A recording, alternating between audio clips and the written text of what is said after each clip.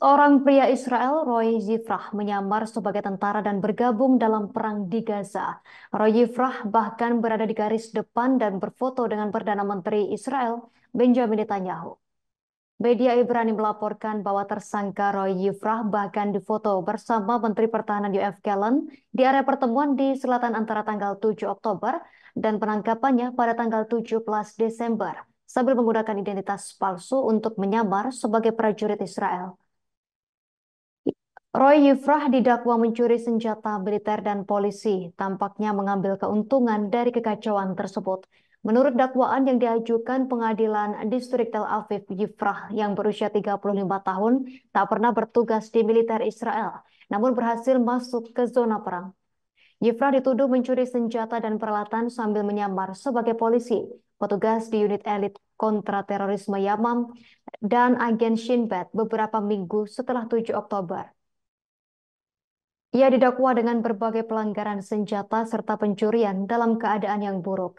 Melansir Reuters, lembar dakwaan mencatat semakin beratnya dakwaan mengingat senjata dan amunisi yang dicuri selama perang Israel dengan Hamas yang sedang berlangsung.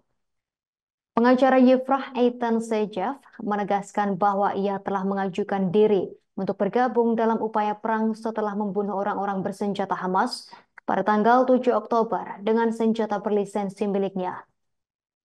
Sejev dikutip oleh berita Channel 12 mengatakan Yifrah telah tiba secara independen di Kibbutz Kfar Aza pada 7 Oktober lalu. Saat itu sekitar 3.000 teroris menyerbu perbatasan ke Israel dari jalur Gaza melalui darat, udara, dan laut, merewaskan sekitar 1.200 orang dan menangkap lebih dari 240 orang. Sandra di komunitas perbatasan di tengah tindakan brutal yang mengerikan.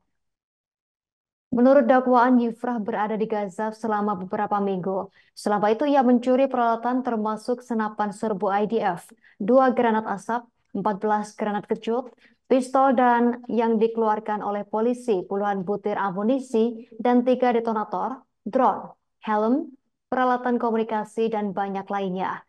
Polisi menggeledah rumahnya setelah mendapat informasi dan menemukan peralatan curian di rumahnya, di rumah ibunya, dan di mobilnya.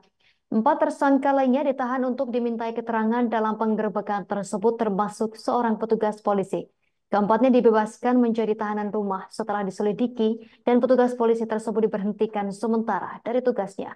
Pencurian senjata telah lama menjadi masalah bagi militer. Menurut data yang dirilis oleh Knesset pada tahun 2020, terdapat sekitar 400.000 senjata ilegal yang beredar di Israel. Sebagian besar diyakini telah dicuri dari tentara dan kepolisian. Download Tribun X sekarang, menghadirkan lokal menjadi Indonesia.